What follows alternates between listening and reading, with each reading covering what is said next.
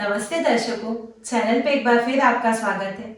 आज का हमारा राग केदार है एवं आज हम केदार की बंदिश बहुत ही प्रचलित सोच समझ मन मीत पियरवा यह आलाप एवं तानों के साथ देखेंगे।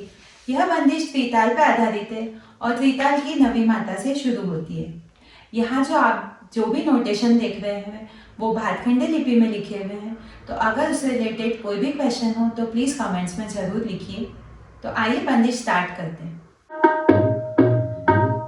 दिन दिन धा दिन दिन धा सोच समझ मन मीत पियरवा सोच समझ मन मीत पियरवा सद्गुरु नाम करे सुमिरन सोच सा